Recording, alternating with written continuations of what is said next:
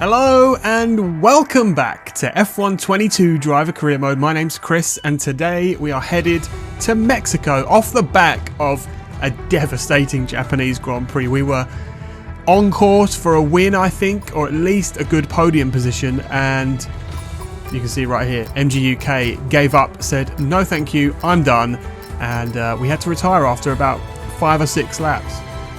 It might have been more than that. It felt like 5 or 6 to me anyway. So a DNF, no points in Italy, so 2 races in a row we've not scored points now, so we really need to pick up some pace here and score some points, because otherwise we're going to be under threat from either Bottas in the Alfa Romeo or Lando in the McLaren to take our 7th place in the Drivers' Championship, and we don't want that. So yeah, we're going to be hoping for a good result today, plenty of resource points from practice. Let's head to qualifying and get this Mexican Grand Prix weekend well and truly underway.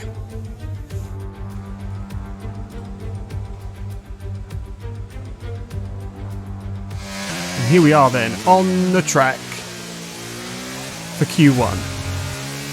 Currently last, because we've not set a time, but what's it going to be as we come around the final corner? Tricky one, that one. You want to get on the power nice and early, but it's quite tricky to do so without spinning around. And we go second for now. That's not going to be good enough, I don't think. We are in P8, so maybe it will be good enough as we completely mess up our second lap. So let's hope that not everybody else improves enough to knock us out in Q1. They don't. We managed to hold on to P8, probably because of the yellow flags we caused in the last sector. But you know what?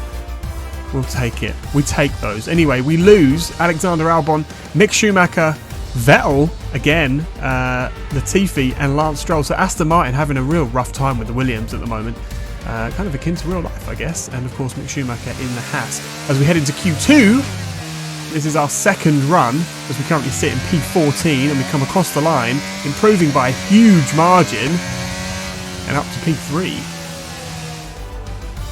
Everybody else does improve though, so we get knocked down into P8, but that's fine. We only needed to be top 10 to get us into Q3, so pace is looking decent for this weekend, and given that there's a huge long straight here, I'd imagine we'll be looking at some grid penalties. Anyway, we lose Tsunoda, Ricciardo, Bottas, Joe and Gasly from Q2, and one of the Haas getting knocked out in Q1, another one all the way into Q3, so an interesting weekend for them so far as we head back onto the track for Q3. And this is what we are setting. We were 7/10 up into that last section, and we've all but thrown it all away. So what can we do as we come across the line? Looks like it's going to be a P6. Yeah, I'll take that. I'll take that, because when I started practice at this one, I was worried. We did not have any pace whatsoever. So we put in some laps, got used to the track, and there it is. P6, which is, again, like I've said this all season long, that is our goal, really, is P6, P7 in qualifying. But Max Verstappen's had a bit of a mare there, isn't he? 1:18, 1.5 seconds off the pace. Something must have happened there, because that is very uncharacteristic of him. But anyway, let's go racing. Welcome to Mexico City, the most popular city in North America, and home, of course, to the Mexico City Grand Prix. It's a sellout crowd as usual here at one of the shortest circuits on the Formula One calendar. And who, I wonder, will they be cheering on the top step of today's podium? The Autodromo Hermanos Rodriguez, 2.6 miles of track that allows drivers to take full advantage of their cars, reaching speeds in excess of 220 miles per hour and providing lots of opportunities for overtaking. The circuit features 17 corners, 10 to the right and the remaining 7 going to the left. It's time to take a look at our starting grid for today's race. Charles Leclerc lines up on pole position, edging out Sergio Perez, who lines up P2. Considering the rest of the grid, we have Marshall, Norris, Carlos Sainz and Magnussen. They've taken a grid penalty. Verstappen, Vettel, Bottas and George Russell. They'll be starting further back after an earlier grid penalty. Stroll, Hamilton, Alex Albon, they've taken a grid penalty, and Tsunoda, Ricciardo, Ocon, Guan Yu Zhou and Pierre Gasly, Latifi and Mick Schumacher. which of these talented drivers will come out on top today.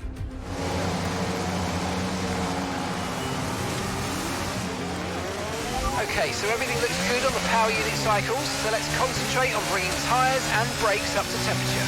Well, more grid penalties promote us well up the order. So we qualified in P6. We're starting the race in 3rd. Bring it on. Like, this is a really good opportunity for us. If we can get a good start, we might be able to maybe jump the Red Bull on the start and throw them off a bit. So we've got a real opportunity here. You can see from what we're doing on strategy that we're looking at a medium to hard. It seems to be the way to go. It pretty much has been the way to go this entire season, with the exception of Japan, where we were going to try and go soft medium, but unfortunately we never got to try that out. So yeah, around here the tyre wear is pretty high, so we're going to go medium to hard, and we're going to start in 3rd on the grid. We're going to point ourselves just a little bit over to the right hand side and see what we can do at the start. Let's see. The start sequence will begin as soon as the grid is formed. Be ready with the clutch. Oh, I'm ready. As we wait just for everybody else to line up on the grid and for the lights to appear. Here we go.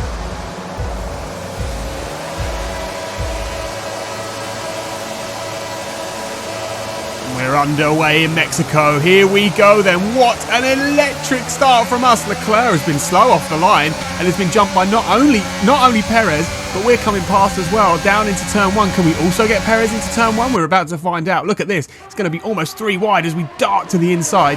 Perez on the left-hand side there gets squeezed out, and we're up into the lead of this race by the 2nd corner.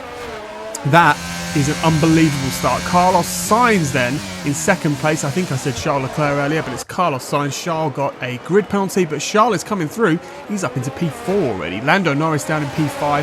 Sergio Perez holds on to that 2nd position for now. Then this has been a great opening lap for us. Kevin Magnussen as well in that Haas. Given that his teammate qualified down in like P18, P17, he's in P6. So good start to the weekend for Kevin. And Sebastian Vettel as well. I think we lost him in Q1, didn't we? But he's up in P7, so it's the grid penalties are all over the place today, and it's really mixed up the order of this race. And as we come around to complete lap 1, a couple of yellow flags behind. I don't know what's happened. Mick Schumacher's retiring. They're retiring from the race. That's unfortunate. The virtual safety car's been deployed. Slow down and maintain a positive delta. There's been an incident resulting in a high level of debris on the track. Be careful. So we've got a VSC. Positive delta until the green flags. And we almost screwed ourselves there by slowing down too much. You can see Sergio Perez was right on our tail. We do sort that out, so we've cleared them by 1.5 seconds in the first lap, which is fantastic news. As we head on to lap 3, we do get DRS enabled. Obviously, we are going to do everything we can to keep them out of that range. Very difficult around this track, though, because obviously the Red Bull and the Ferrari are really quick in a straight line. As we watch Esteban Ocon going for a move on Lance Stroll into turn 1 on lap 4. Is it going to work? He tries to hang it around the outside. Going to lower it out the inside. Fortunately, that gives him the outside for the next corner, but he may just have done it, you know. But Pierre Gasly, is it Pierre Gasly? Yuki Tsunoda's looking to get involved here as they go 3 wide into this really tight corner they've tagged there. He may have wing damage from that, you know.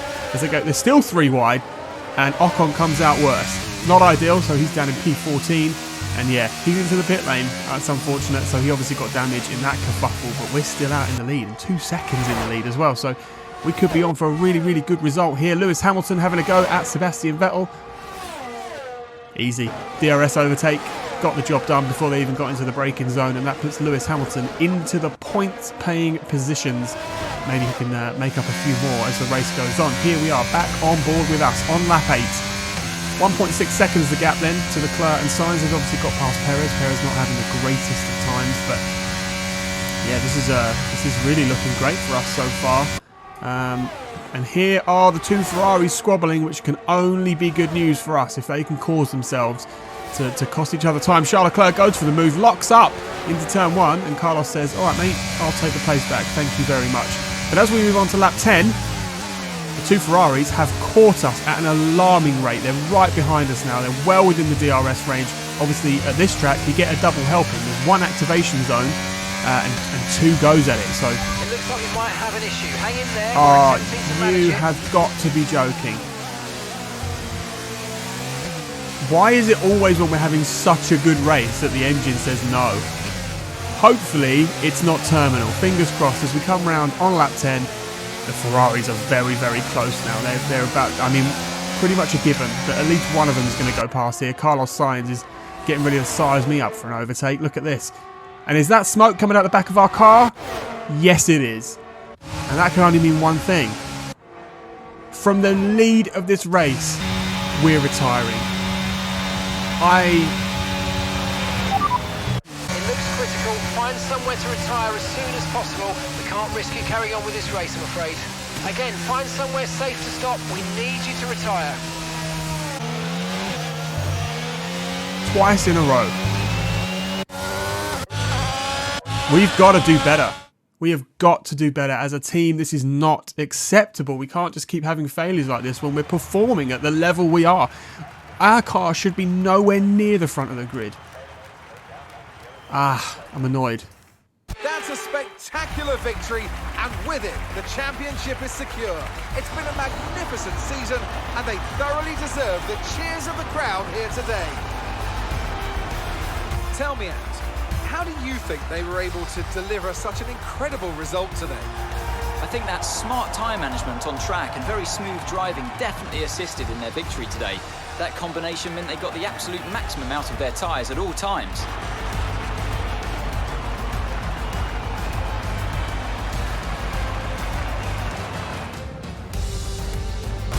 Looking at the podium, you can see that red suit familiar to fans across the globe.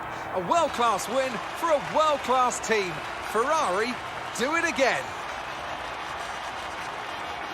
Oh, Alpine, why must you be like this?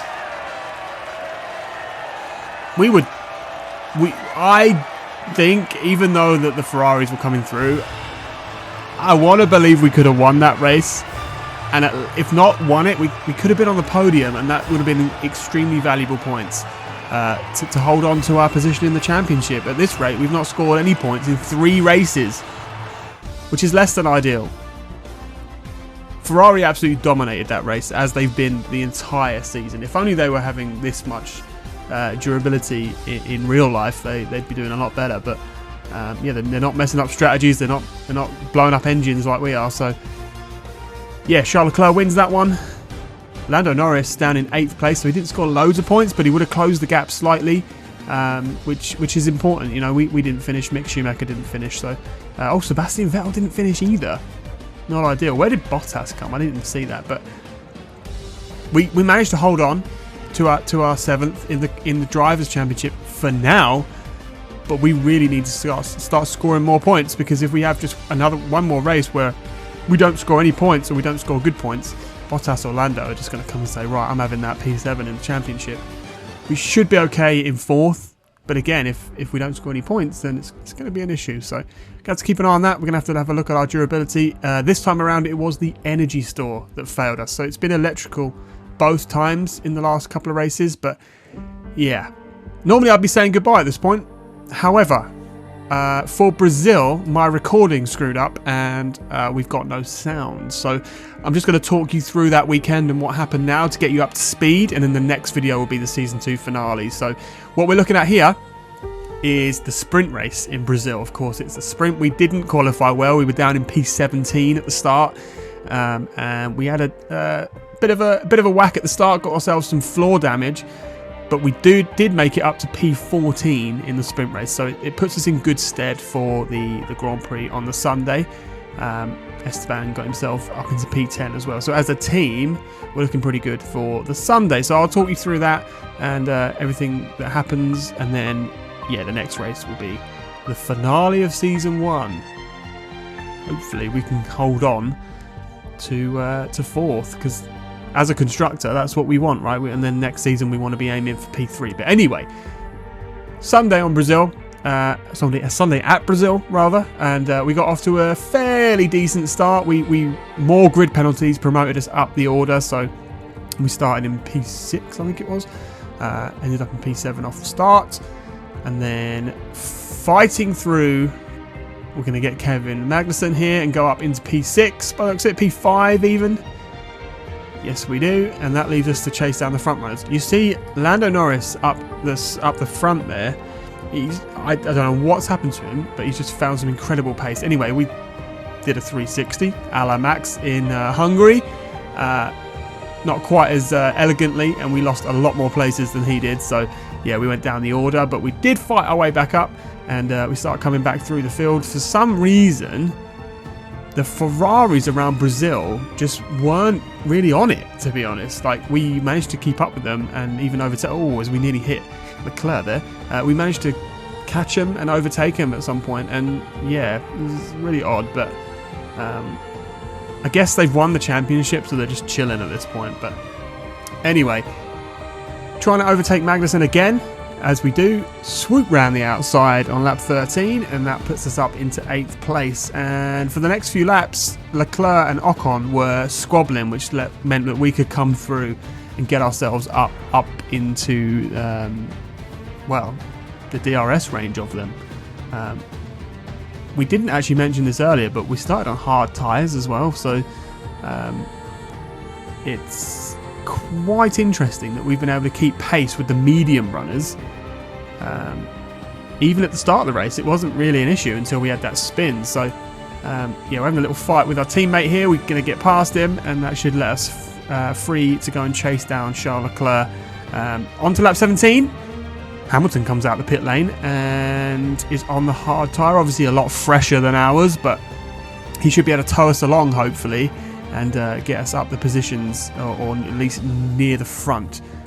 On to lap 19, the safety car comes out, and I can't remember why.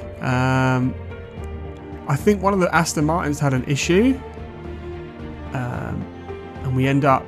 It was perfect timing for us. We managed to jump in the pit lane, get fresh medium tyres on that will take us to the end of the race. And on the restart, watch this. We absolutely send it past Leclerc. Ricciardo's up ahead, not really close, and we send it down the inside. We almost get a move on Max. He clips us because he was not expecting us to be there. To be fair, I wasn't expecting me to be there. I just didn't get on the brakes quite quick enough. So we almost got spun around by Max, but we managed to hold on to it. 2 places in 1, and a couple laps later, our tyres are just so much better than those hards. And yeah, I thought Max had pitted here for a second, but he's not. You can see the arrow. He's still there. So I thought maybe he had damage, but he didn't, luckily. So it meant we got a nice little fight into turn 1. And up we go into P4. And up ahead, Hamilton and Norris having a little squabble. Means we can get nice and close. And on lap 23, we're going to have a little go on Hamilton. Round the outside. DRS back enabled after the safety car. Round the outside. Can we squeeze him out? We're going to push him to the outside. We do so, he backs out, and we take the position. Up onto the podium then for Brazil. Unfortunately, I would have loved to have done this video properly, but yeah, we had no sound, so that was unfortunate. But yeah, overall for the weekend, we came 5th because we scored some really good points in the Grand Prix on Sunday. So 15 points to add to the tally.